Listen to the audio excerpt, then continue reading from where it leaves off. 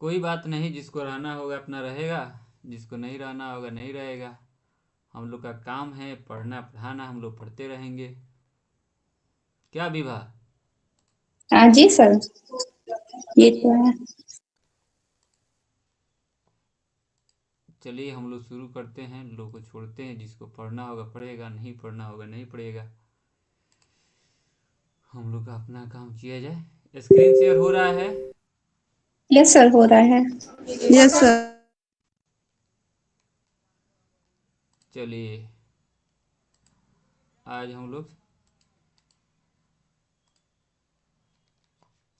ICT में पढ़ेंगे।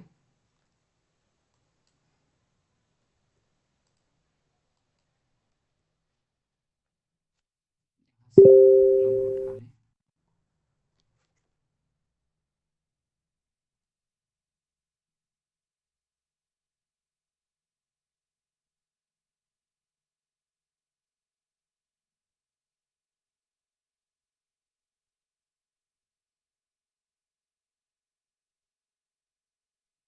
तो आज हम लोग पढ़ेंगे आईसीटी में, और यूजीसी नेट जेआरएफ के लिए, यूजीसी नेट जेआरएफ के लिए पेपर 1 में हम लोग एक यूनिट है आईसीटी, जिसका नाम है ICT information communication and technology. तो इसमें हम लोग जानेंगे कि कौन ऐसा टॉपिक है जो ट्रेंडी टॉपिक है, यानी कि दिन प्रतिदिन जो एग्जाम हो रहे हैं शिफ्ट वाइज, उनमें इम्पोर्टेंट टॉपिक कौन कौन सा है उसको हम लोग पहले जान लेते हैं। फिर उन्हीं टॉपिक को हम लोग क्या करेंगे, पढ़ेंगे, और उसका जो भी इम्पोर्टेंट पर्सन होगा उसको जानने की कोशिश करेंगे, और साथ में जो भी उनके प्रीवियस ईयर क्वेश्चन बन रहे हैं उस टाइप से उनको भी देखने का काम करेंगे। तो सबसे पहले आप लोग जान लीजिए कि कौन कौन से ऐसे ट्रेंडी टॉपिक हैं जो हमेशा एग्जाम में हर शिफ्ट में देखने को मिलते ही रहेगा। तो सबसे पहला जो आपको टॉपिक मिलेगा, बेसिक कंप्यूटर से क्वेश्चन आते हैं। बेसिक कंप्यूटर से, COMPUTER, कंप्यूटर से आते हैं। दूसरा, मेमोरी से क्वेश्चन आते हैं, खूब क्वेश्चन आते हैं मेमोरी से, और मेमोरी के टाइप से क्वेश्चन आते हैं। तीसरा, देखेंगे कि हार्डवेयर से क्वेश्चन आते हैं। फिर इसी में जोड़ लीजिए सॉफ्टवेयर, हार्डवेयर और सॉफ्टवेयर, यहाँ से प्रश्न बनते हैं। चौथे नंबर पे देखेंगे कि कुछ इस तरह से क्वेश्चन आते हैं जिसको मालवेयर बोलते हैं, जो एक तरह के हमारे सिस्टम के लिए सही नहीं होते हैं। और उसके अलावा आते हैं इंटरनेट से क्वेश्चन आते हैं, इंटरनेट से क्वेश्चन आते हैं। उसके अलावा नेटवर्क से क्वेश्चन आते हैं, नेटवर्क से क्वेश्चन आते हैं, इनके टाइप से क्वेश्चन आते हैं। आजकल खूब क्वेश्चन पूछा जा रहा है किससे, तो एमएस एक्सेल से, एमएस एक्सेल से क्वेश्चन पूछे जा रहे हैं। उसके अलावा हम लोग लास्ट में देखेंगे कि फुल फॉर्म कुछ कुछ पूछे जाते हैं जो इम्पोर्टेंट है, उनको देख लेंगे, फुल फॉर्म्स को देख लेंगे। और लास्ट में 9 नंबर जो लिखा हुआ है इसमें आप देखिएगा कि कुछ नोमरिकल क्वेश्चन आते हैं, नोमरिकल, जिसमें आपको दिया रहता है कि इस टाइप का अगर फोटो डाउनलोड करना है, वीडियो डाउनलोड करना है तो कितना इसमें स्पेस चाहिए, इस टाइप से क्वेश्चन बनते हैं। तो आपके सामने जो लिखा हुआ है अभी फिलहाल वो काफ़ी इम्पोर्टेंट है, लगभग 9 टॉपिक है। तो इन सभी टॉपिक को हम लोग जानने की कोशिश करेंगे कि इससे प्रश्न कहाँ से बनते हैं, और इस टॉपिक के अंदर कौन कौन से ऐसे सब टॉपिक है जिनको हम लोगों को जानना है, समझना है। ठीक है, अब चलिए। सर, हाँ, इसमें सर जो इसमें ये पूछता है डिवाइस के बारे में, आउटपुट इनपुट, ये किस में आएगा? ये सभी के सभी तुम्हारे बेसिक कंप्यूटर में आएंगे, जिसमें तुम पढ़ोगी सीपीयू, सीपीयू में फिर आ जाता है एएलयू, फिर इनपुट आउटपुट डिवाइस, सभी के सभी बेसिक कंप्यूटर में आ जाएंगे। Okay sir. चलिए अब हम लोग पढ़ते हैं आज का पहला क्लास। पहला क्लास में हम लोग जानेंगे कि ब्रीफ हिस्टोरी कंप्यूटर के बारे में, यानी कि तो सर कंप्यूटर। आज ये वाला पहला क्लास है, तो फिर उस दिन सर क्या पढ़ा था? उस दिन हम लोग जो पढ़े थे उसको देख लेते हैं, थोड़ा सा आपको हम बता देते हैं कि हम लोग उस दिन पढ़े थे कि यहाँ पे आईसीटी होता क्या है, इसके बारे में हम लोगों ने पढ़ा था। फिर उसके सिलेबस जो यूजीसी नेट जेआरएफ का जो सिलेबस दिया हुआ है, हमारे ऑफिशियल सिलेबस जो दिया गया है साइट पे, वहाँ पे देखिएगा तो यही 5 टॉपिक दिखने को मिलेंगे। इंफॉर्मेशन एंड कम्युनिकेशन टेक्नोलॉजी है, आईसीटी है, उसके अलावा बेसिक ऑफ इंटरनेट है, उसके अलावा ईमेल ये सब है, डिजिटल इनिशिएटिव क्या लिए गए हैं। तो इन सबको तो 5 टॉपिक दिया गया है, लेकिन इनडायरेक्ट रूप से जितना हम आज बताए हैं उनसे पूछा जाता है। तो हम लोगों ने पहला क्लास में पढ़ा था क्या कि आईसीटी होता क्या है उनको जाने थे, और आईसीटी के टाइप जाने थे। तो आईसीटी के टाइप में पहला जो हम लोगों ने टाइप पढ़ा था यहाँ पे, उसमें पढ़ा था कि बेसिस ऑन टाइम, यानी कि आईसीटी को अलग अलग बेसिस पे बांटा गया है। पहला टाइम के बेस पे, दूसरा मीडिया के बेस पे, और तीसरा यूजेज के बेस पे। तो सबसे पहले हम लोगों ने पढ़ा था बेसिस ऑन टाइम, टाइम के बेस पे कौन कौन से आईसीटी के टाइप होते हैं। तो इसके बारे में हम लोगों ने देखा था, यहाँ पे देखिएगा कि तो बेसिस ऑफ टाइम में आपको देखने को मिलेगा कि सिंक्रोनमस और असिंक्रोनमस होते हैं, जिसमें हम लोगों ने देखा था कि रियल टाइम में जो सेंडर डाटा सेंड कर रहा है रिसीवर के पास में, वो रियल टाइम में क्या हो रहा है, सेंड हो जाता है, तो वो सिंक्रोमस होता है। वहीं रियल टाइम में ना होके पहले सेंडर भेजता है तो वो जाके स्टॉप हो जाता है, फिर डेटा में कन्वर्ट होता है, फिर डेटा में कन्वर्ट होकर फिर स्टार्ट होता है, और फिर रिसीवर के पास में चला जाता है। रिसीवर के पास में जाता है तो रिसीवर क्या करता है, उसको देखता है, तो जब तक डाउनलोड नहीं करेगा तब तक स्टॉप रहेगा। डाउनलोड कर लेगा तो वो डेटा में कन्वर्ट हो जाएगा, और डेटा में कन्वर्ट हो जाएगा तो फिर स्टार्ट हो जाएगा। वहाँ से उस डेटा का काम जो भी है इंफॉर्मेशन देना, वो देने का काम करता है। तो ये हो जाता है असिंक्रोमस। वहीं जब सिंक्रोमस में देखिएगा तो जो सेंडर होते हैं और रिसीवर होते हैं, दोनों के बीच में एकदम रियल टाइम में डेटा क्या होता है, सेंड हो जाता है, प्रोवाइड हो जाता है। तो इसका हम लोगों ने एग्जाम्पल देखा था कि सिंक्रोमस में क्या होता है कि जो रियल टाइम में, जैसे वीडियो कॉल हो गया, फेसबुक चैट हो गया, टेलीफोन कॉल हो गया, ये सभी के सभी सिंक्रोमस में आते हैं। और असिंक्रोमस में हम लोगों ने देखा था कि ईमेल हो गया, ई कंटेंट हो गया, या न्यूज़पेपर हो गया। ठीक है, यही चीज़ हम लोगों ने पढ़ा था, इसके आगे कुछ नहीं पढ़ा था। तो अब देखिएगा कि इसमें आईसीटी के टाइप जब देखिएगा, basis on time, media usages करके, तो हम लोगों ने टाइम पढ़ लिया था। अब मीडिया में देखिएगा तो मीडिया का में उतना क्वेश्चन बनता नहीं मीडिया से कि मीडिया में क्या क्या होता है कि बेसिस ऑफ। तो उसके अलावा यूजेज में देखेंगे, यूजेज में क्या होता है कि आईसीटी का यूज कहाँ कहाँ होता है। तो आईसीटी का यूज में जैसे डिफेंस में होता है, एजुकेशन में आजकल खूब हो रहा है, सोशल मीडिया के लिए हो रहा है। तो इन सभी चीज़ों को हम लोग जानते हैं थोड़ा बहुत, और इनसे प्रश्न उतना नहीं बनते हैं। ठीक है, तो ज़्यादा प्रश्न बनते हैं सिंक्रोमस और सिंक्रोमस से, आईसीटी के टाइप से। तो इसको हम लोगों ने यहाँ पे देखा था, और उससे रिलेटेड कुछ प्रश्न भी बनाए थे, 2-3 प्रश्न भी किए थे। जैसे रियल टाइम यहाँ पे देखेंगे कि आप रियल टाइम देखेंगे कि किस में हो रहा था, तो सिंक्रोमस में हो रहा था। उसी तरह इसमें पूछा गया असिंक्रोमस का एग्जाम्पल बताने हैं, तो ईमेल है, विकिपीडिया है, डिस्कशन बोर्ड है। उसी तरह इसमें भी सिंक्रोमस पूछा गया है, तो सिंक्रोमस में आप देखेंगे यहाँ पे स्काइप वीडियो कॉल है, फेसबुक चैट है, मैसेजिंग ऑन स्नैपचैट है, टेलीफोन कॉल है। तो ये सभी के सभी सिंक्रोमस में आते हैं। उसी तरह असिंक्रोमस का टाइटल यहाँ पे पूछा गया है एग्जाम्पल, तो न्यूज़पेपर हो जाएगा यहाँ पे। ठीक है, अब हम लोगों ने आज की क्लास में देखा है कि लगभग 9 टॉपिक हैं, ट्रेंडी टॉपिक, जहाँ से हर साल हर शिफ्ट में कुछ ना कुछ प्रश्न बनते ही हैं। तो इनमें सबसे पहले बेसिक कंप्यूटर के बारे में हम लोगों ने देखने का काम कर रहे हैं अभी। तो बेसिक कंप्यूटर में सबसे पहला जो हम लोग के पास सामने जो स्लाइड है, उसमें क्या है, a brief history of computer, यानी कि कंप्यूटर कैसे कैसे आया इसके बारे में इस पूरी स्लाइड में बताया गया है। तो सबसे पहले आप देखेंगे 2400 BC में कि कंप्यूटर के रूप में क्या आया, तो एक कैलकुलेटर आया, ठीक है। उसके अलावा आप धीरे धीरे आगे बढ़ेंगे तो ऐसे ऐसे करते करते 1822, 1835, 1880, 1895, फिर 1924, 1937, तो इस तरह का कंप्यूटर का विकास हुआ है। तो हम लोग को बस एक कॉन्सेप्ट के लिए पता होना चाहिए कि कंप्यूटर कैसे कैसे आया।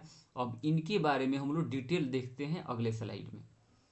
अब देखिए कंप्यूटर, सबसे पहले कंप्यूटर होता क्या है इनके बारे में। तो कंप्यूटर होता क्या है कि कंप्यूटर हमारे पास जो रो डेटा होता है, जिसको हम लोग कच्चा डेटा बोलते हैं, उसी को कन्वर्ट करके इन्फॉर्मेशन देने का काम करता है। यानी इस अगर यहाँ पे हम एक सिंबल बनाएं यहाँ पे, तो यहाँ इनपुट लिखते हैं, यहाँ आउटपुट लिखते हैं।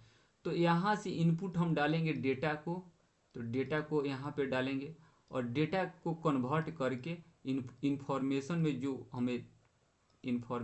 जो हमें मिलेगा आउटपुट के रूप में, तो वो हो जाएगा हमारा रिजल्ट। तो दोनों के इनपुट और आउटपुट के बीच में जो जब दोनों का काम यहाँ पे प्रोसेस का जो काम था जिन्होंने किया, वो क्या होता है, कौन होते हैं, कंप्यूटर होते हैं। तो कंप्यूटर का अलग अलग काम है, उनको भी देख लीजिए। तो कंप्यूटर का काम सबसे पहला है कि डेटा हम जो इनपुट करते हैं उसको क्या करता है, एक्सेप्ट करता है, स्टोर करता है और फिर प्रोसेसिंग करता है, ठीक है।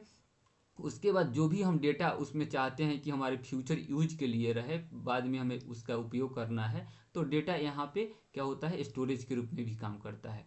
फिर है कि डेटा प्रोसेसिंग। डेटा प्रोसेसिंग का यहाँ पे काम इसलिए होता है कि उस डेटा का मीनिंगफुल, यानी कि उसका इंफॉर्मेशन हम जो लेना चाहते हैं, उस इंफॉर्मेशन से क्या रिजल्ट निकलेगा, उसके लिए हम क्या करते हैं, डेटा का प्रोसेसिंग करते हैं। उसके अलावा है कि प्रोग्राम इंस्ट्रक्शन, कोई भी प्रोग्राम हमारे कंप्यूटर के अंदर चलाने हैं, और तो उसके लिए हम डेटा डालते हैं, और जो प्रोग्राम हम चाहते हैं उसके लिए क्या करता है हमारा कंप्यूटर, प्रोग्राम को इंस्ट्रक्शन देने का काम करता है। उसके अलावा यहाँ पे देखेंगे मल्टीमीडिया प्रोसेसिंग के लिए, यानी कि हमको वीडियो देखना है, वॉइस इनपुट देखने हैं, ग्राफिक करने हैं, तो इन सभी के लिए क्या करते हैं, कंप्यूटर का यूज करते हैं। जो कि पूरा का पूरा यहाँ पे 5 पॉइंट जो दिया गया है, क्या है, कंप्यूटर का यहाँ पे फंक्शन के रूप में दिया गया है, ठीक है। तो आगे बढ़ते हैं हम, आगे बढ़ते हैं तो कंप्यूटर को जो हम बांटेंगे, अलग अलग क्लासीफाई करेंगे, तो 3 पार्ट में इनको बांटते हैं हम लोग।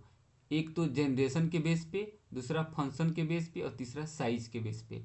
तो सबसे पहले हम लोग देखेंगे कि जनरेशन में देखेंगे कि अलग अलग जो जनरेशन है कंप्यूटर की, उस जनरेशन में क्या क्या आए थे और उनके बारे में क्या क्या निकल के आए थे अलग अलग जनरेशन के हिसाब से, और हम अभी जो जिस जनरेशन में लैपटॉप कंप्यूटर का यूज कर रहे हैं उसको भी देख लेंगे और जान लेंगे। तो सबसे पहले हमारा फर्स्ट जनरेशन आया। फर्स्ट जनरेशन जब आया कंप्यूटर का, तो उसमें क्या था, वैक्यूम ट्यूब का उपयोग किया गया था। यहाँ पे देखिए वैक्यूम ट्यूब का उपयोग किया गया था। और कब आया था, तो 1940 से 1956 के बीच में फर्स्ट जनरेशन कंप्यूटर। तो इसमें खासकर मैग्नेटिक ड्रम का उपयोग किया जाता था और वैक्यूम ट्यूब का उपयोग किया जाता था, जिसके चलते लगभग हजारों वैक्यूम ट्यूब मिला के एक कंप्यूटर बनता था।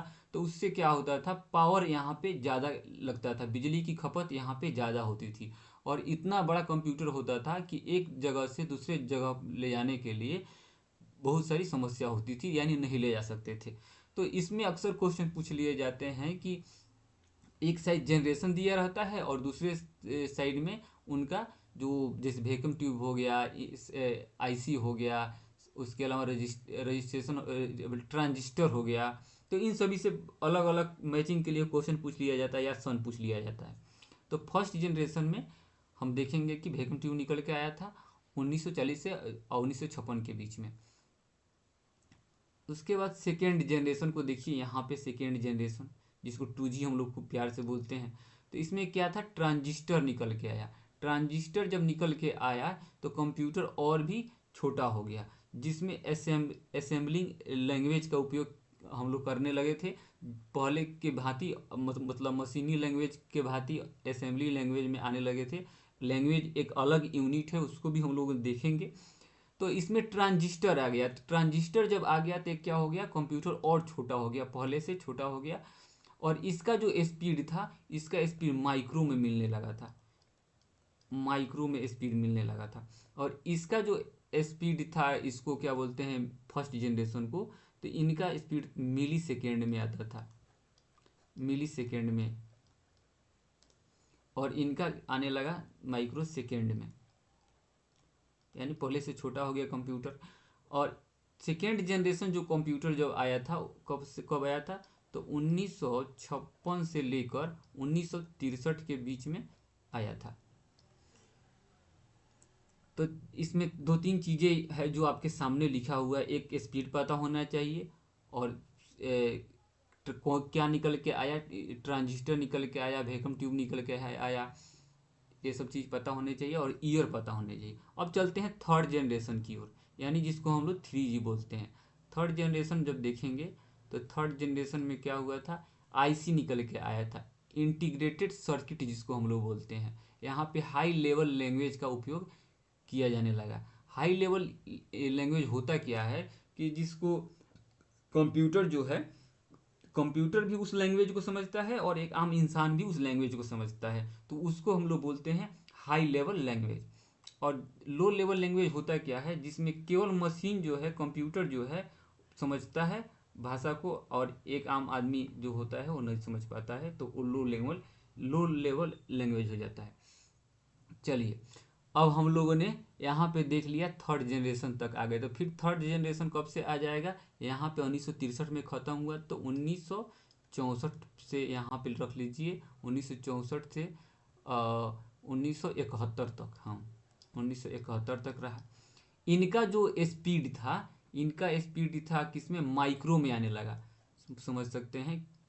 माइक्रो माइक्रो हाँ माइक्रो नहीं, नैनो में, नैनो, इसको नैनो, माइक्रो का तो बात हो गया है, नैनो, नैनो सेकेंड में आने लगा। फिर आते हैं हम लोग फोर्थ जनरेशन में। फोर्थ जनरेशन में हम लोग देखेंगे कि यहाँ पे और छोटा हो गया कंप्यूटर, और इसमें आ गया आपका LSI भी, LSI यानी कि लार्ज लार्ज से क्या बोलते हैं इसको, लार्ज स्केल इंटीग्रेशन, VLSI। और वहीं VLSI आ गया तो वेरी लार्ज इंटीग्रेटेड सर्किट आ गया। तो इससे क्या हुआ, कंप्यूटर और छोटा हो गया, और बिजली की जो खपत जो होता था और कम होने लगा।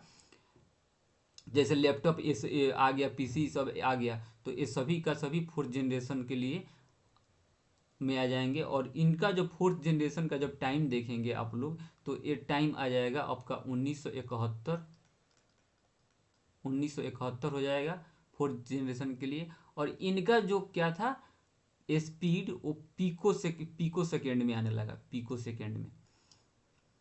अब फिफ्थ जनरेशन में क्या हुआ कि जो अभी फिलहाल चल रहा है, जिसमें फोकस किया गया है खासकर AI पर, यानी कि आर्टिफिशियल इंटेलिजेंस पे।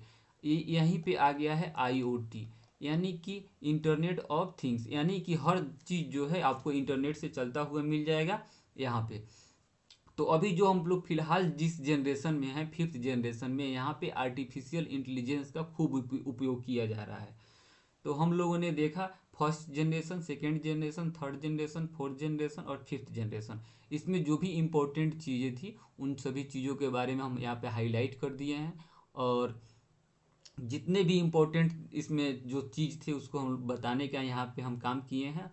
और इसके बाद हम लोग जब प्रश्न को देखेंगे तो लगेगा कि यहीं से प्रश्न बना हुआ है। आगे बढ़ते हैं। अब कंप्यूटर के टाइप देख लेते हैं। हम लोगों ने कंप्यूटर का जनरेशन देख लिया, अब हम लोग देखेंगे कंप्यूटर के टाइप। तो सबसे पहले कंप्यूटर के टाइप जो फंक्शन के बेस पे बताया गया है, उसको हम लोग देख लेते हैं।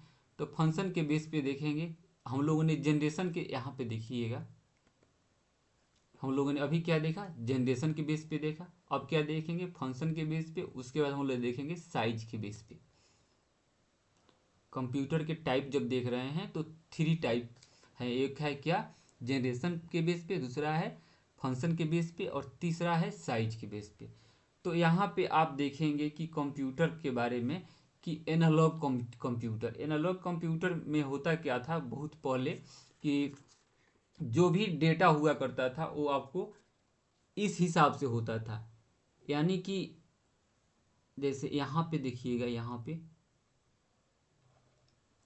और यहाँ पे देखिएगा, तो इस टाइप के डेटा हुआ करता था जहाँ पे एक और जीरो का उपयोग बहुत कम किया जाता था, बल्कि मीटर का उपयोग जैसे ना होता है, मीटर का जैसे इसमें बोलते हैं थर्मामीटर में होता है जो उपयोग, उस टाइप से हुआ करता था। उसी टाइप से आप डिजिटल कंप्यूटर में देखेंगे तो डिजिटल कंप्यूटर के कुछ आपके पास एग्जाम्पल हैं, जैसे स्मार्टफोन हो गया, एटीएम हो गया, वेट मशीन हो गया, कैलकुलेटर हो गया, ऑटोमोबाइल हो गया। तो ये सभी डिजिटल कंप्यूटर के एग्जाम्पल हैं, एग्जाम्पल से ही क्वेश्चन पूछे जाते हैं। काफ़ी लेट हो गई हैं हायत जी।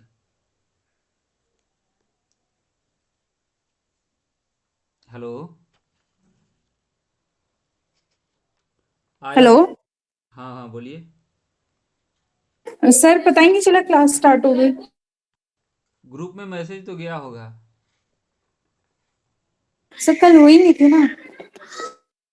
आप टाइम देखिए, जितने बजे से टाइम होता है उतने बजे से टाइम देखिए। तो कोशिश कीजिए कि टाइम पे शुरू करने का, क्योंकि आधे घंटा हो गया है। चलिए कोई बात नहीं। तो हम लोग देख रहे हैं यहाँ पे एनालॉग कंप्यूटर। एनालॉग कंप्यूटर में हम लोगों ने देखा कि जहाँ पे क्या होता था, कंटिन्यूअस जो चीज़ें चलती थी, जैसे जो ग्राफ एक इस टाइप से फिर नीचे आए, फिर यहाँ से ऊपर जाए, फिर नीचे आए, इस तरफ की जहाँ पे डिजिटल चीज़ें नहीं होती थी, ग्राफ में हुआ करती थी, तो वो सभी के सभी एनालॉग कंप्यूटर में आ जाते थे, जो कि कंटिन्यूअस चलते थे। यहाँ पे देखेंगे सुटेबल कंटिन्यूअस डेटा प्रोसेसिंग। उसी तरह यहाँ पे देखेंगे डिजिटल कंप्यूटर में, तो डिजिटल कंप्यूटर का सबसे अच्छा एग्जांपल यहाँ पे क्या है, स्मार्टफोन हो गया, एटीएम हो गया, कैलकुलेटर हो गया, ये सभी के सभी क्या हैं, आपके डिजिटल कंप्यूटर के एग्जाम्पल हैं। ठीक उसी तरह हाइब्रिड कंप्यूटर में देखेंगे तो दोनों का मिक्स जहाँ पे मिल जाए, दोनों कंप्यूटर का, एनालॉग और डिजिटल कंप्यूटर का मिक्स जहाँ पे मिल जाए, वो हो जाता है हाइब्रिड कंप्यूटर। इससे प्रश्न उतने नहीं बनते हैं, बस हम लोग कॉन्सेप्ट के लिए जानते हैं। जहाँ भी प्रश्न बनते हैं उस पर मैं खुद ज़्यादा फोकस करूँगा। उसके अलावा साइज पे हम लोग आ गए कि हम लोगों ने देखा सबसे पहले कंप्यूटर का जब टाइप देख रहे हैं तो सबसे पहले हम लोगों ने देखा जनरेशन के हिसाब से। उसके बाद देखा हम लोगों ने फंक्शन के हिसाब से। उसके बाद हम लोगों ने देखा, हम लोग देखा नहीं, देखने वाले हैं क्या, साइज के हिसाब से। तो अलग अलग कंप्यूटर के टाइप हैं, तो उसी में देख रहे हैं हम लोग कि इसमें दिया है कि साइज में super computer, main frame computer, mini computer, micro computer, ये सभी के सभी साइज वाले डायमेंशन में आ जाते हैं। चलिए इसको देखते हैं कि कंप्यूटर के टाइप जो साइज पे है, खासकर साइज पे बात किया गया है। कहाँ गया कलम, साइज। तो सबसे पहले देखिए यहाँ पे लिखा हुआ है माइक्रो कंप्यूटर। माइक्रो कंप्यूटर क्या होता है, छोटा होता है, इनएक्सपेंसिव होता है और पर्सनल कंप्यूटर होता है। उसके अलावा है वर्क स्टेशन कंप्यूटर जो पावरफुल होता है, सिंगल यूजर कंप्यूटर होता है। उसके बाद है mini computer. Mini computer mid size का होता है, less powerful than main frame. Main frame के कंप्यूटर से देखा जाए तो कम होता है। मेन फ्रेम कंप्यूटर क्या होता है, लार्ज होता है, पावरफुल होता है, मल्टी यूजर सिस्टम होता है, के लिए होता है। उसके अलावा है super computer, use for intensive numerical computation के लिए होता है। तो थोड़ा बहुत हम लोगों को बस पता होना चाहिए कि टाइप ऑफ कंप्यूटर, इससे उतने प्रश्न नहीं बनते हैं। अब आगे मेन जो हमारा यहाँ पे अब फोकस इस पे करेंगे, इससे खूब प्रश्न बनते हैं यूजीसी नेट के पेपर में। तो अब हम लोग देखे थे यहाँ पे कि जब हमारा एक कंप्यूटर यहाँ पे रहता है और इधर से हम लोग इनपुट देने का काम करते हैं, फिर यहाँ आउटपुट निकलता है, बीच में क्या होता है, प्रोसेसिंग होता है। तो प्रोसेसिंग जो करता है वो कौन करता है, सीपीयू, जिसको क्या बोलते हैं हम लोग कंप्यूटर का क्या बोलते हैं, ब्रेन बोलते हैं। तो मेन कंपोनेंट जो सीपीयू का होता है वो आपके सामने है कि इनमें क्या क्या होते हैं, जैसे एएलयू हो गया, अर्थमेटिक लॉजिक यूनिट हो गया, कंट्रोल यूनिट हो गया, मेमोरी में यूनिट जिसको बोलते हैं, एक मेमोरी यूनिट होता है। तो ये सभी जो आपके सामने यहाँ पे रखा गया है, इनके बीच में क्या होता है, प्रोसेसिंग का काम होता है। प्रोसेसिंग करके फिर ये आउटपुट देते हैं, ठीक है। तो हम लोग इस साइड से पढ़ने का कोशिश करेंगे। जैसे इनपुट हो गया, तो हम लोग पहले जान लेते हैं इनपुट होता क्या है, फिर हम लोग इनपुट से किस पे आ जाएंगे, इनपुट और आउटपुट को समझ लेंगे, और फिर भी जो बीच में बचेगा arithmetic, logic unit, main memory और कंट्रोल यूनिट, इनको हम लोग जान लेंगे। तो पहले इधर इनपुट से हम लोग पढ़ने का काम करते हैं। तो इनपुट में जो भी हमारे डिवाइस होते हैं उसी से क्वेश्चन बनते हैं कि हम लोग इनपुट डिवाइस किसको बोलते हैं। तो इनपुट डिवाइस देख लीजिए आप लोगों के सामने है। जैसे कीबोर्ड आपका इनपुट डिवाइस हो गया। कीबोर्ड में क्या होता है कि हम कोई भी चीज़ टाइप करते हैं तो हमारे कंप्यूटर के अंदर जाता है और उसका जो काम है वो फिर करने लगता है। फिर माउस से भी हम लोग क्या करते हैं, कंप्यूटर के अंदर जो भी हमें हमारा काम रहता है वो करने का काम करते हैं। स्कैनर हो गया कि कोई डॉक्यूमेंट है या फिजिकल फॉर्म में है, उसको स्कैन करके हम कंप्यूटर में रख लेते हैं, यानी कि इनपुट दे रहे हैं। जॉयस्टिक का भी वही काम है, लाइट पेन का, टच स्क्रीन का। तो टच स्क्रीन कहीं कहीं आपको आउटपुट डिवाइस में भी देखने को मिल जाएगा। उसके बाद है ऑप्टिकल कार्ड रीडर, ये भी इनपुट में आते हैं। मैग्नेटिक इन कैरेक्टर रिकॉग्निशन, MICR जिसको बोलते हैं हम लोग शॉर्ट फॉर्म में। उसके बाद बार कोड है, ये भी इनपुट में आते हैं। वॉइस रिकॉग्निशन डिवाइस, उसके अलावा है ऑप्टिकल मार्क रीडर। तो ये सभी के सभी आपके सामने जो है इनपुट डिवाइस हैं। बस इसमें पता होना चाहिए इनपुट डिवाइस कौन है और आउटपुट डिवाइस कौन है। तो इनको जानना जरूरी है, थोड़ा बहुत इसको देख लीजिएगा आप लोग। इसमें भी दिया गया है और कहीं से भी देख सकते हैं आप लोग PDF के अलावा भी। और उसके अलावा आउटपुट डिवाइस देख लीजिए। आउटपुट डिवाइस में कौन कौन होते हैं, तो आउटपुट डिवाइस यानी कंप्यूटर से बाहर जो भी चीज़ निकलते हैं वो सभी के सभी क्या होते हैं, आउटपुट होते हैं। जैसे सबसे पहले मॉनिटर, और मॉनिटर यहाँ पे दिया हुआ है। तो मॉनिटर में क्या होता है कि हम चीज़ों को देख के समझते हैं, यानी कहीं ना कहीं वहाँ से मॉनिटर से चीज़ें हमारे ब्रेन में आ रहा है, तो वो आउटपुट हो गया।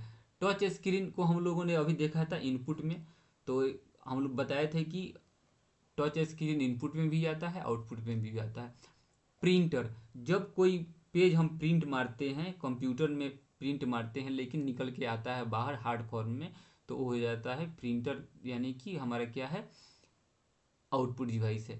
हेडफोन तो हेडफोन से गाना सुनते हैं तो गाना सब सिस्टम से बाहर निकल के आता है, तो हेडफोन से हम लोग गाना सुनते हैं। वही माइक जो होगा वो क्या हो जाएगा, इसमें हो जाएगा, माइक हो जाएगा हमारा इनपुट। प्लोटर हो गया, ऑप्टिकल मार्क रीडर हो गया, प्रोजेक्टर हो गया, साउंड कार्ड हो गया, स्पीकर से बाहर आवाज़ निकल के आता है, LCD मॉनिटर हो गया।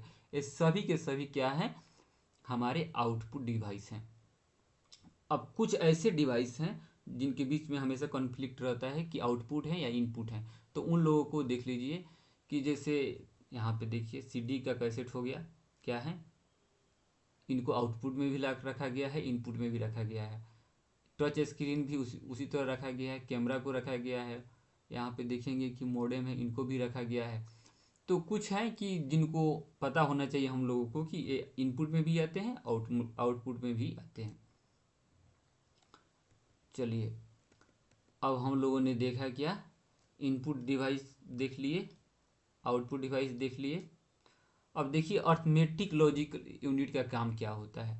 अर्थमेटिक यूनिट का, लॉजिक यूनिट का काम होता है कि जो भी अपने कंप्यूटर में हम क्या करते हैं, जोड़, गुना, भाग, ये सभी के सभी जो मैथ से रिलेटेड जो भी कैलकुलेशन करते हैं, सभी के सभी क्या है, अर्थमेटिक लॉजिक यूनिट में आ जाते हैं।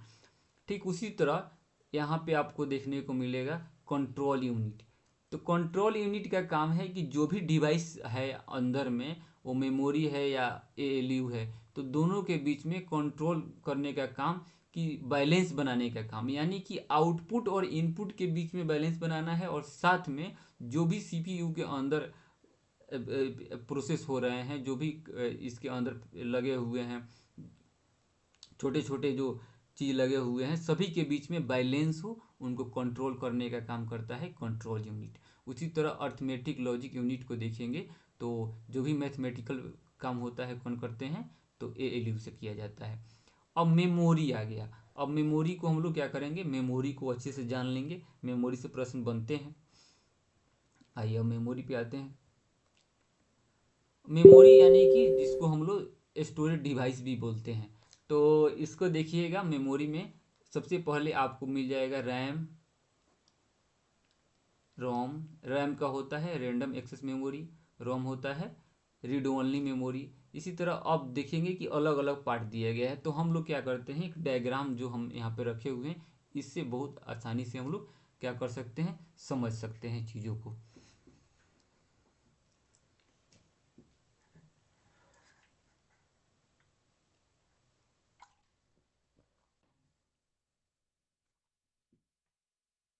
आप लोग सुन रहे हैं ना हमें?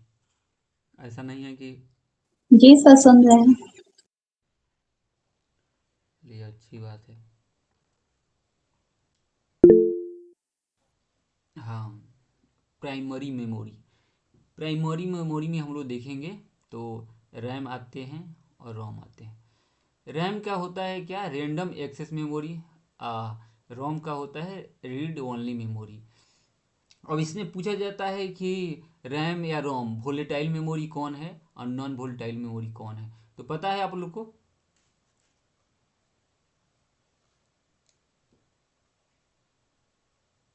वोलेटाइल मेमोरी कौन है इसमें से, रैम या रोम?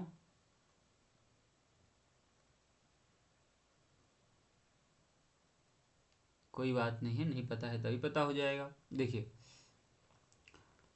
रोम का काम क्या होता है कि जो भी मशीन के अंदर लगाए गए डायरेक्शन है उन्हीं के अनुसार ये काम करते हैं। रोम, पहले रोम को हम लोग देख लेते हैं। रोम, इसमें क्या होता है कि ये नॉन वोलेटाइल होते हैं।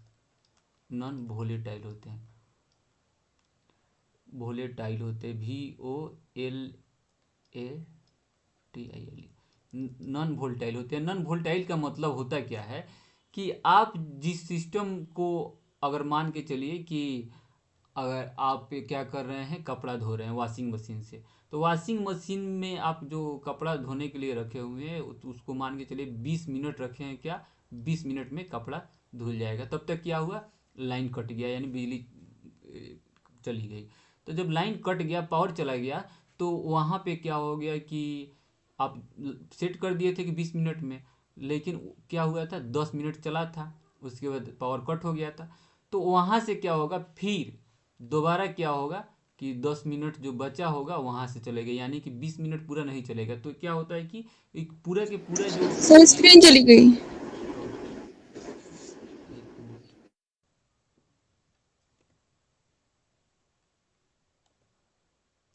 आप रिफ्रेश कर लो, गौसिया मैम दिख रही है स्क्रीन। नहीं, मुझे भी नहीं दिखती। ये मेरा वाईफाई तो सही नेटवर्क दे रहा है, पता नहीं क्यों नहीं आ रही।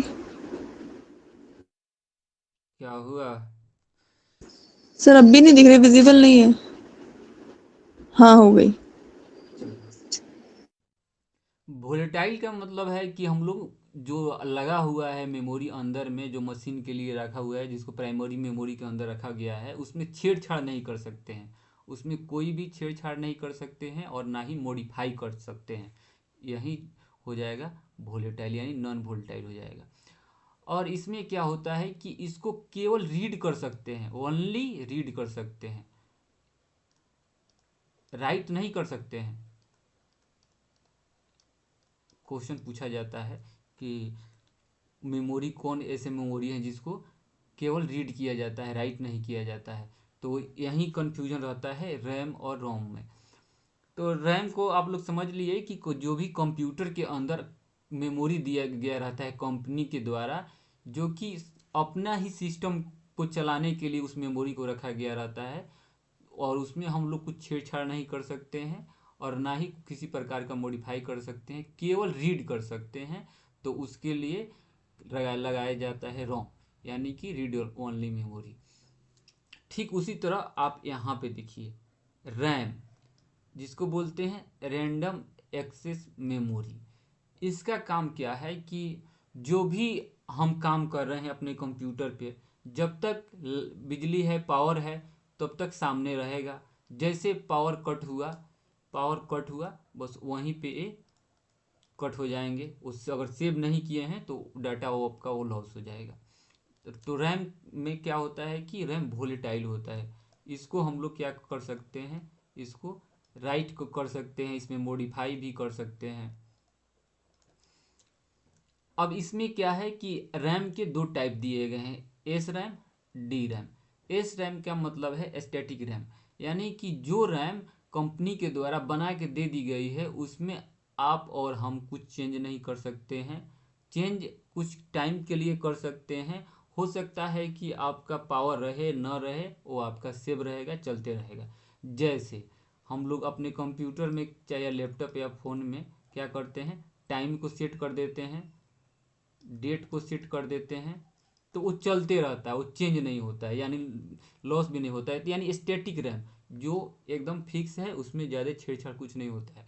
लेकिन यहाँ पे डी रैम यानी कि डायनेमिक है, इसमें क्या होता है कि आप अपने हिसाब से चीज़ों को चेंज कर सकते हैं। उसको बार बार आप कुछ उस तरह से कंप्यूटर में अपना कर रहे हैं तो उसमें क्या होता है कि कंप्यूटर अपने आप, मान के चलिए कि हम लोग क्या करते हैं, मूवी देखते हैं, तो जो मूवी देखते हैं तो उसी तरह का सजेशन देने लगता है बार बार। तो ये डायनामिक रैम होता है, जिस तरह का हम काम करते हैं उसी तरह का हमको सजेशन देने लगता है। ठीक है, ये तो डी रैम का काम होता है। उसके बाद रोम में आ गए हम लोग। फिर रोम में जो बचे हुए हैं, एक दो तीन, तीन रैम है, P RAM, EP RAM, EP ROM और डबल ई पी रोम। तो इसमें क्या होता है इसको भी हम लोग जान लेते हैं। एक मिनट, लैपटॉप को चार्ज में लगा दिया जाए, चार्ज बता रहा है कि नहीं है, तो इसको लगा दिया जाए।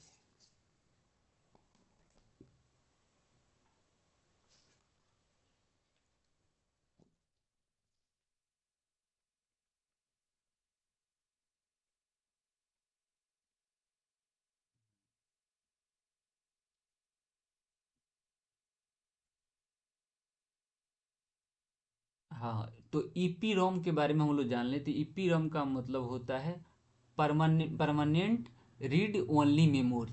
परमानेंट जो रीड ओनली मेमोरी होता है, इसमें हम लोग क्या कर सकते हैं, कुछ भी छेड़छाड़ नहीं कर सकते हैं, सर ना ही। स्क्रीन नहीं दिख रही है। स्क्रीन नहीं दिख रहा है जी सर। और लोग को, और लोग को दिख रहा है? हाँ सर, अभी दिख रही है दिख सर। रहा है। एक बार आपने देखिए उसमें, फोन में देखिए, सभी को दिख रहा है तो आपको भी दिखना चाहिए महिमा। एक बार डेटा ऑफ करके फिर ऑन कीजिए या फिर से जुड़िए इसमें, तब कहीं दिखने लगे।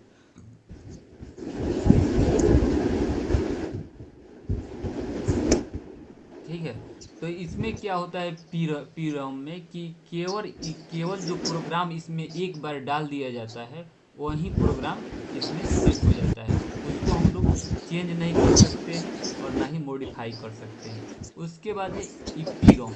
ईपी रोम का मतलब होता है यहाँ पे electrical program level read only memory. इसमें क्या है कि अगर हमको चेंज करना है, इसको मिटाना है, तो पूरे आईसी को ही चेंज करना होता है। और आईसी चेंज करने के बाद में अल्ट्रा वायलेट जो रे निकलता है उसके द्वारा इसमें से डेटा को उड़ाया जाता है। और उसी का एडवांस वर्जन क्या है, डबल ई पी रोम, यानी कि electrical erasable program read only memory. इसमें क्या होता है कि चीज़ों को अंदर ही अगर डिलीट करना है तो चीज़ों को अंदर ही कर दिया जाएगा, बाहर आईसी निकालने की आवश्यकता नहीं है। तो उसी का एडवांस वर्जन है। इसमें भी वही आपको अल्ट्रा वायलेट की जो किरण होती है उसी से इसका भी डेटा उठाया जाता है। तो इस मेमोरी को हम लोगों ने देख लिया। अब देखेंगे कि प्राइमरी मोड यहाँ पे देखा दिया गया है, छोटा छोटा करके है। तो सबसे पहले हमारे प्राइमरी मेमोरी में सबसे मेमोरी के यानी सीपीयू के नज़दीक जो होते हैं वो कौन होते हैं, रजिस्टर होते हैं। उसके बाद कैसे मेमोरी होते हैं, उसके बाद मेन मेमोरी आते हैं जिसको बोलते हैं रैम रोम। और इसमें हम लोगों ने एस रैम डी रैम ये सब देख ही लिया, जो भी दिया हुआ है सबको देख लिया। लेकिन जब क्वेश्चन आए कि सबसे नज़दीक सीपीयू के पास में कौन मेमोरी होता है, तो रजिस्टर होता है और कैसे मेमोरी होता है। और कैसे मेमोरी का मतलब वही है कि जिस चीज़ को हम कंप्यूटर में या मोबाइल फ़ोन में बार बार खोलते हैं और देखते हैं, और जब कंप्यूटर को हम लोग खोलते हैं तो सजेशन देता है कि आपको देखना है, तो बार बार जिस चीज़ का उपयोग हम कर रहे होते हैं अपने लैपटॉप कंप्यूटर में, तो दिखाता है कि उसको नज़दीक रखता है सीपीयू के, क्योंकि उसको पता है कि ये तुरंत इसी प्रोग्राम को खोलेंगे, इसी सॉफ्टवेयर को खोलेंगे और इसी को देखेंगे, तो उसके नज़दीक रखता है। तो क्या होता है, इससे जल्दी खुल जाता है। तो सीपीयू के नज़दीक कैसे मेमोरी भी होता है। यहाँ पे वही डायग्राम को बताया गया है। अब इसमें एक और चीज़ मिल जाएगा आपको, हम लोगों ने यहाँ तक तो देख लिया था, यहाँ तक देख लिया था। एक चीज़ यहाँ पे और मिलेगा आपको, क्या, फर्मवेयर BIOS। तो फर्मवेयर के बारे में जान लीजिए, फर्मवेयर होता क्या है, यानी कि read only memory. Read only memory के का मतलब हुआ है कि जो उसके पास फिक्स है वो हटने वाला नहीं है, इधर उधर कहीं नहीं जाएगा वो, एक तो एकदम जो अपने डिसीजन पे टिका रहे, उसी को क्या बोलते हैं, फर्मवेयर बोला जाता है। उसके नीचे एक चीज़ और है BIOS। BIOS का मतलब होता है बेसिक इनपुट आउटपुट सिस्टम। तो ये बेसिक इनपुट आउटपुट सिस्टम का मतलब यहाँ पे होता है कि ये प्राइमरी सॉफ्टवेयर होते हैं जो क्या करते हैं, हार्डवेयर को कंट्रोल करते हैं। जब कोई मशीन अगर ऑन होता है तो सबसे पहले BIOS क्या करता है, चेक करता है सभी चीज़ को, सभी चीज़ अच्छा है तो फिर कंप्यूटर ओपन हो जाता है। किसी का माइक बंद गया है? अच्छा, चलिए, तो हम लोग मेमोरी को देखें। अब मेमोरी में देखने के लिए तो हर चीज़ को देख लिए, लेकिन जिस हिसाब से प्रश्न पूछा जाता है UGC नेट JRF पेपर 1 में, उसके हिसाब से हम लोग एक बार इसको देखते हैं। तो इसमें पूछा जाता है कि सबसे लोएस्ट मेमोरी कॉस्ट जो है, उसका लागत क्या है, उसका पैसा जो लगता है, उसमें सबसे ज़्यादा पैसा किस में लगता है और सबसे कम किस में लगता है। ठीक है, इसके अलावा एक चीज़ और यहाँ पे बचा हुआ है कि सेकेंडरी मेमोरी जिसको हम लोग बोलते हैं, यहाँ पे सेकेंडरी मेमोरी लिख देते हैं, इसको प्राइमरी मेमोरी बोलते हैं हम लोग। यहाँ पे देखिएगा, यहाँ पे प्राइमरी, यहाँ पे सेकेंडरी लिखा हुआ है। सेकेंडरी मेमोरी में आपका HDD आ जाता है, SSD आ जाता है, USB ड्राइव आ जाता है, SD कार्ड आ जाता है। HDD मेमोरी का जो सेकेंडरी मेमोरी होता है उसको HDD बोला जाता है, SSD बोला जाता है। तो HDD होता क्या है कि हमारे कंप्यूटर में आप लोग देखते होंगे, लैपटॉप में देखते होंगे, पहले CD लगता था, कैसेट लगता था। तो जो बाहर से CD या कैसेट हम लगाते थे अपने लैपटॉप में, वो सभी के सभी HDD कहलाते थे। आज के डेट में SDD आ गए हैं। HDD क्या होता था, स्लो होता था। स्लो होने का कारण होता था कि इसमें राउंड कैसेट होता था, उसको पूरा नचाना पड़ता था, सिस्टम को नचाना पड़ता था। और SSD में क्या है, छोटे छोटे सॉकेट लगते हैं, IC लगे हुए रहते हैं, तो SSD तेज चलता है, इसमें कोई मूविंग पार्ट नहीं होता है, यानी कि नो मूविंग पार्ट, इसमें मूविंग पार्ट वाला काम नहीं होता है, जबकि HDD में मूविंग पार्ट वाला काम हो जाता है। USB ड्राइव, जो भी USB हम बाहर से लगाने का काम करते हैं, वो सभी के सभी सेकेंडरी मेमोरी में आ जाते हैं। SD कार्ड, जो भी मेमोरी कार्ड, SD कार्ड, जो भी कार्ड है, पेन ड्राइव, ये सब हम लगाने का काम करते हैं, सभी के सभी उस सेकेंडरी मेमोरी में आ जाते हैं। उसके अलावा लगभग हो गया हम लोग का मेमोरी, जो हम लोग पढ़ रहे थे, प्राइमरी सेकेंडरी मेमोरी हो गया। अब हम लोग देख लेते हैं क्या, इसको, इसमें बताया गया है कि सबसे ज़्यादा कॉस्ट जो आता है कौन से मेमोरी का आता है और सबसे लो कौन से मेमोरी का आता है। तो जितना भी सेकेंडरी मेमोरी हम लगाएंगे, हार्ड डिस्क लगाएंगे, पेन ड्राइव लगाएंगे, या हो सकता है कि CD का कैसेट आज शादी ब्याह का पहले बनता था, उसका भी वो रहता था, तो ये सभी के सभी क्या आता है, इनका कम कॉस्ट आता है, लो कॉस्ट में आते हैं। उससे थोड़ा सा बढ़ के कौन आता है, प्राइमरी मेमोरी, जिसमें रैम रोम आता है। उससे सबसे ज़्यादा महंगा कौन आता है, तो रजिस्टर, कैसे मेमोरी, जो इंटरनल प्रोसेसर मेमोरी कहलाते हैं। स्पीड किनका ज़्यादा होता है, तो जिनका पैसा ज़्यादा लगता है उन्हीं का स्पीड भी हाई होता है। तो देखेंगे स्पीड के मामले में रजिस्टर हो गया, कैसे मेमोरी हो गया, फिर रैम रोम हो गया, और सबसे लो स्लो में कौन आ जाएगा, तो हमारा सेकेंडरी मेमोरी आ जाएगा। कैपेसिटी में देखेंगे तो कैपेसिटी इनका लो होता है और इनका मिडिल होता है और इनका हाई होता है। ठीक है, चीज़ों को आप लोग समझ लिए। अब हो सकता है कि इसके बाद क्या हो, कुछ प्रश्न हो, तो प्रश्न को हम लोग देखेंगे। तो सबसे पहले आप लोग ठीक हैं, समझ में आया तो प्रश्न की ओर बढ़ा जाए। सर रोम की जरा क्लासिफिकेशन और एक बार बताएं। किसका? रोम। रोम। रोम रीड ओनली मेमोरी, यानी कि जिसमें हम कोई छेड़छाड़ नहीं कर सकते हैं, किसी प्रकार का मॉडिफाई नहीं कर सकते हैं, केवल रीड किया जा सकता है। तो रीड की करने का मतलब यहाँ पे यह होता है कि हम जिस कंप्यूटर लैपटॉप को रखे हुए हैं उसमें जो भी कंपनी की तरफ से मेमोरी लगा कर दिया जाता है, जिसमें हम कुछ स्टोर नहीं कर सकते हैं, बल्कि जो उनके द्वारा प्रोग्राम दिए गए हैं बस वही उसी को चला सकते हैं, तो वो जो मेमोरी होता है उसको बोलते हैं रीड ओनली मेमोरी। इसी में आपको मिलेगा पी रोम, ईपी रोम, डबल ई पी रोम। इसका होता है प्रोग्रामेबल रीड ओनली मेमोरी, और उसके नीचे होता है ईपी रोम, यानी इसको बोलते हैं electronical programmable read only memory. उसके बाद होता है, यहाँ पे देखेंगे कि electrical erasable programmable read only memory. तो इन तीनों का काम अलग अलग है। इसमें है कि कोई प्रोग्राम अगर आप लगा दिए पीआर रोम में, प्रोग्राम कोई इसमें इंस्टॉल कर दिए, तो उसको आप न तो मिटा सकते हैं ना उसमें कुछ चेंज कर सकते हैं। और ईपी रोम में क्या है कि आप इसमें कोई भी सॉफ्टवेयर इंस्टॉल कर लेते हैं या प्रोग्राम इंस्टॉल कर लेते हैं, तो उसमें आप क्या कर सकते हैं, चीज़ों को चेंज कर सकते हैं, मॉडिफाई कर सकते हैं, लेकिन उसके लिए आपको ज़्यादा कॉस्ट लगाने होते हैं, क्योंकि इलेक्ट्रिकल अल्ट्रा वायलेट रे जो होता है उसके माध्यम से आईसी को बाहर निकाल के क्या किया जाता है, डिलीट किया जाता है, इरेज किया जाता है। उसी का एडवांस वर्जन डबल ईपी रोम है, जिसमें बताया गया कि इसमें मेमोरी अंदर ही रहेगा, आईसी निकालने की आवश्यकता नहीं है, आपको अल्ट्रा वायलेट रे की मदद से अंदर ही उस प्रोग्राम को डिलीट किया जा सकता है या मॉडिफाई किया जा सकता है। जी सर।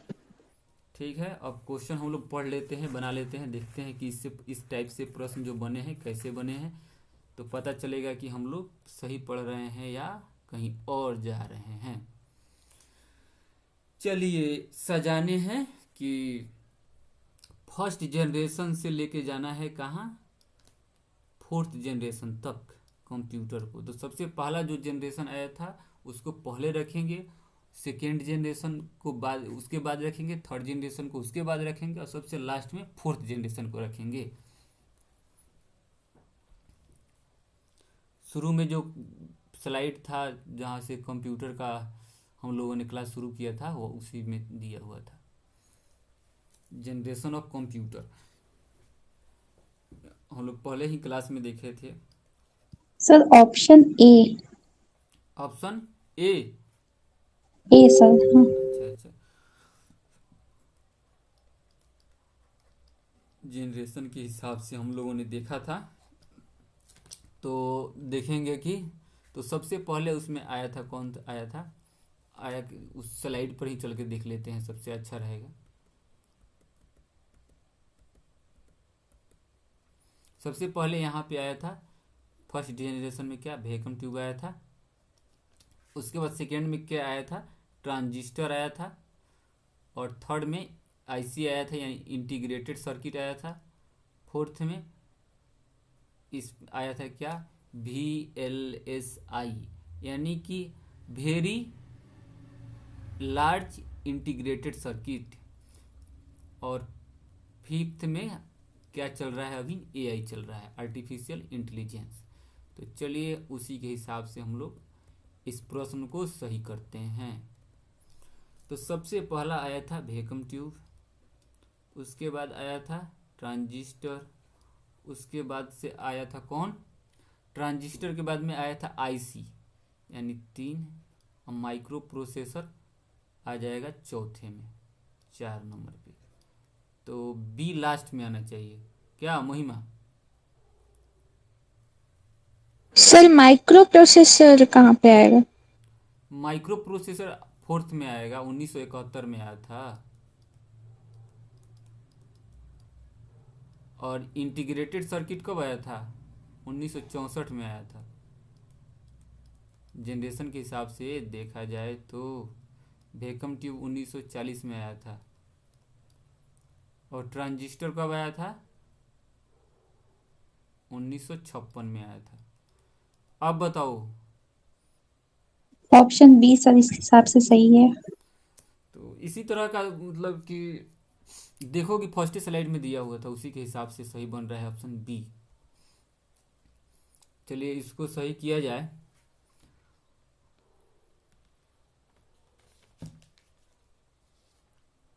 लिस्ट 1 और लिस्ट 2 दिया गया है, इसको मैच करना है।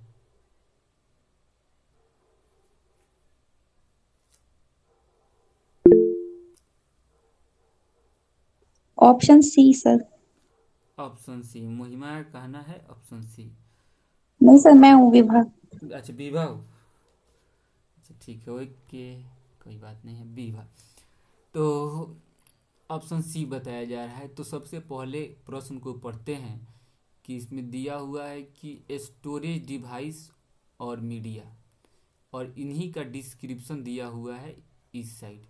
ठीक है, तो पहला ऑप्शन ब्लू रे डिस्क है, दूसरा एसएसडी है, तीसरा रोम है, तीसरा रैम है। रैम रोम के बारे में हम लोग अभी देखे थे। और एसएसडी में एक चीज़ हम बताए थे कि एचडीडी में क्या होता है।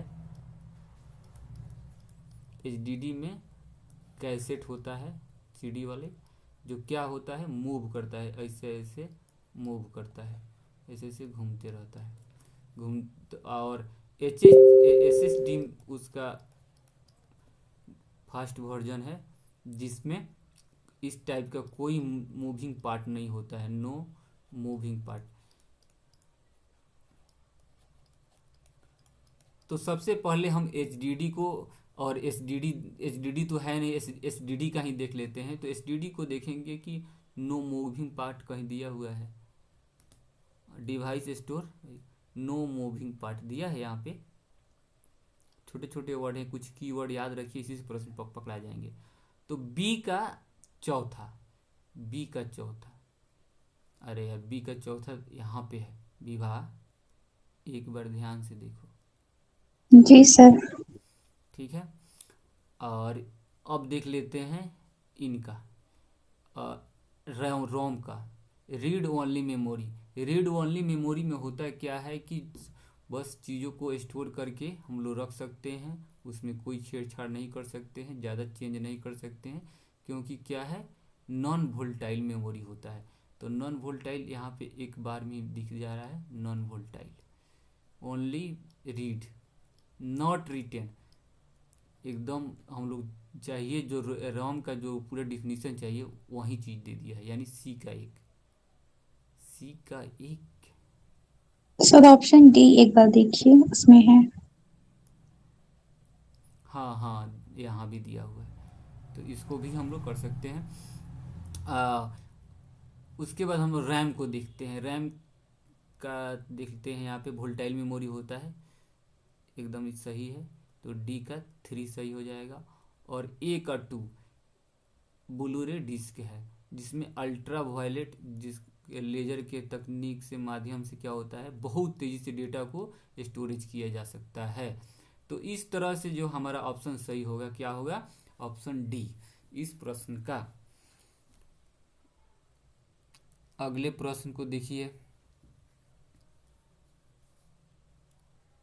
इसमें पूछा जा रहा है कि which of the following memory storage device are consider as primary storage, यानी कि प्राइमरी स्टोरेज को बताना है। दो हम लोग देखे थे मेमोरी में, मेमोरी को छोड़िए, इसको देखिए, सीधे स्टोरेज अगर लिखते हैं STORAGE, अगर स्टोरेज लिखते हैं तो इसमें दो पार्ट बनते हैं मेमोरी के, एक प्राइमरी बनते हैं, दूसरा सेकेंडरी बनते हैं। तो जो भी कंप्यूटर के अंदर लगा हुआ रहता है जिसको हम लोग चेंज नहीं करते हैं वो क्या हो जाता है, प्राइमरी हो जाता है। और सेकेंडरी जैसे HDD हो गया, SSD हो गया, फ्लॉपी डिस्क हो गया, पेन ड्राइव हो गया, SD कार्ड हो गया, ये सभी के सभी सेकेंडरी मेमोरी में आते हैं।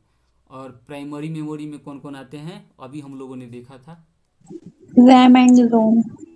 बस रैम रोम, BC यानी ऑप्शन डी सही हो जाएगा। चलिए अब कुछ डिवाइस आ गए हमारे जिसको बताने हैं कि इनपुट डिवाइस, इनमें से इनपुट डिवाइस कौन कौन है इसको बताने हैं।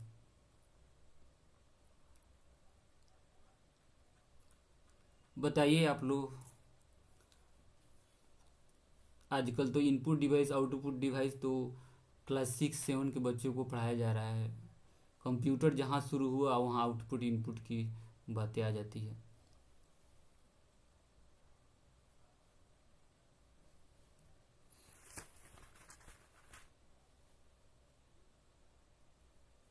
कोई तो बोलिए input sir device. Option option A sir. Option A. अच्छा देखते हैं। बार कोड जिसको स्कैन करके चीज़ों को क्या किया जा सकता है, इंफॉर्मेशन निकाला जा सकता है, तो भले बार कोड स्कैन करना होगा यानी इनपुट डिवाइस है। मॉडेम जिससे हम लोग क्या करते हैं, इंटरनेट की सुविधा प्राप्त करते हैं। उसके बाद ग्राफिक टैबलेट हो गया। उसके बाद माइक्रोफोन जिसमें कुछ हम आवाज़ देते हैं तो उससे क्या होता है कि हमारा आवाज़ कंप्यूटर में जाता है, फिर उसको आउटपुट में निकालता है, तो ये हो जाएगा। फिर बारकोड हो जाएगा। दो को तो कन्फर्म हो गया। हमारा स्पीकर तो होगा नहीं, तो ए वाले ऑप्शन को काट दीजिए। मॉडेम इनपुट में ही आता है और आउटपुट में भी आता है, तो इनको थोड़ी देर के लिए छोड़िए। ग्राफिक टैबलेट ये आपका आ जाएगा किसमें, इनपुट डिवाइस में। एक बार ग्राफिक टैबलेट को देखते, चलिए कोई बात नहीं। तो यहाँ पे ऑप्शन जो बनेगा इनपुट डिवाइस का, तो सबसे पहले देखेंगे बारकोड, ग्राफिक टैबलेट, माइक्रोफोन। तो अगर ग्राफिक टैबलेट के बारे में उतना पता नहीं है तो हम बी और ई को तो लगा सकते थे, तो यहाँ पे बी और ई एक साथ हैं, तो इस हिसाब से ऑप्शन ए सही हो जाएगा। एक प्रश्न और है, शायद आज के क्लास का लास्ट प्रश्न हो गए। इसमें बताना है system software, input device, output device, secondary storage device. जो हम लोगों ने पढ़ा है उसी से रिलेटेड प्रश्न है। और जो प्रश्न है, जो भी हम टॉपिक पढ़ा रहे हैं उसका एकदम 2024 और 23 का ही प्रश्न लेते हैं, ताकि हम लोग सही दिशा में हैं इसका भी पता चले। तो जितने भी क्वेश्चन मिल रहे हैं एकदम करेंट के प्रीवियस ईयर के क्वेश्चन हैं, इसको बताइए।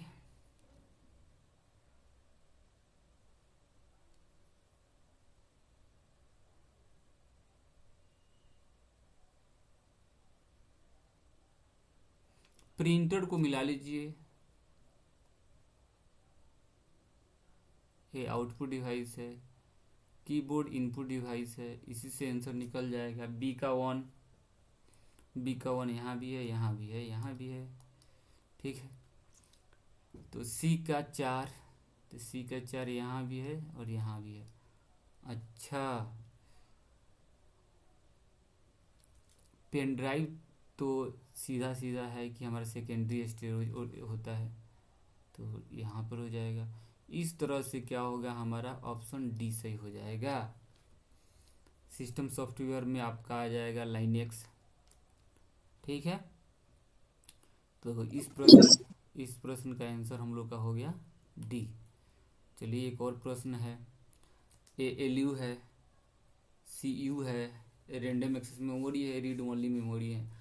आप लोग याद रखिए, रैम और रोम, जब तक UGC का नेट, आप लोग UGC नेट एग्जाम दीजिएगा, पेपर 1 में हर साल देखने को मिलेगा, तो रैम रोम को तो भूलना ही नहीं है।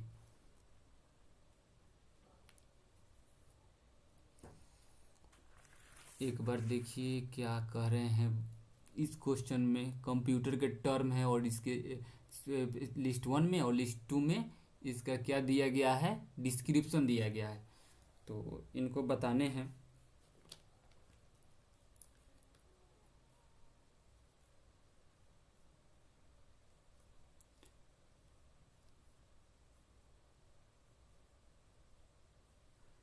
BIOS का मतलब हम अभी बताए थे, क्या बताए थे कि बेसिक इनपुट आउटपुट सिस्टम होता है, जो उनका काम होता है। जैसे कंप्यूटर ऑन होता है तो सभी हार्डवेयर में जो कंट्रोल होता है उनको देखते हैं कि सभी ठीक है, तो फिर मशीन को ऑन करते हैं।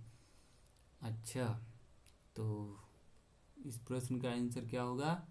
ALU का हम लोग मतलब समझे थे क्या, जो भी माइनस प्लस गुने भागे का काम जो होता है कौन करता है? ALU।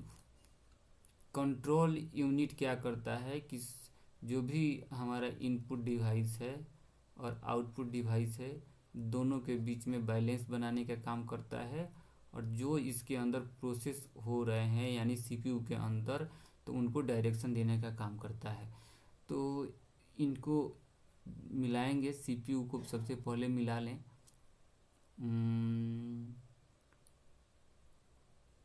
कहीं पे डायरेक्शन देने की बात आ रही है। Storage part of the operating system currently use, वर्तमान में प्रयुक्त किए जाने वाले, तो वर्तमान में जो हम प्रयोग किए जा रहे होते हैं क्या होता है उसमें? Sir RAM RAM. सी का 1 यहाँ भी है, वहाँ भी है।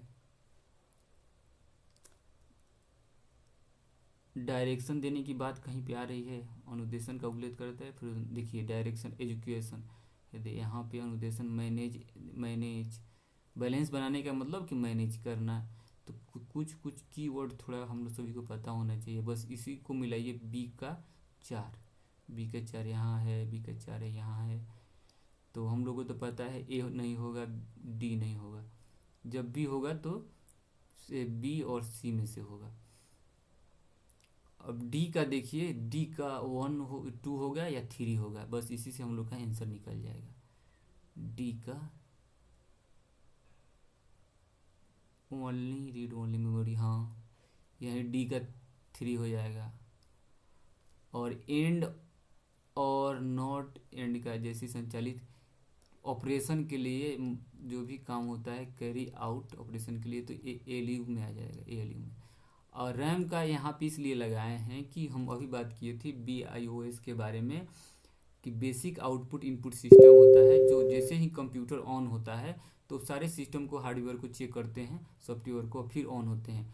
तो जैसे हम लोग बताए थे कि जो चीज़ हम लोग करके जितना टाइम तक छोड़े होंगे, या जहाँ तक हम अपने प्रोग्राम को, या मान के चलिए MS एक्सेल चला रहे हैं या MS वर्ड पे काम कर रहे हैं, जहाँ पे हम लोग छोड़े हुए हैं वहीं से शुरू होता है। तो ये रीड ओनली मेमोरी का काम है, यानी कि जो रीड ओनली मेमोरी है जो याद करने का काम करता है, जिसको हम लोगों ने अभी क्या देखा था, एक चीज़ और इसके बारे में देखा था, कुछ टर्म है पता होना चाहिए। हाँ, फॉर्मवेयर यानी कि अपने डिसीजन पे टिका रहता है कि हाँ आपने यहीं तक इसको करके छोड़ा था, इसके आगे आपको करना है। तो यहाँ पे इसको मिला लेंगे, डी को 3 से मिला लेंगे, तो इस तरह से क्या होगा, ऑप्शन सी सही हो जाएगा इस प्रश्न का आंसर।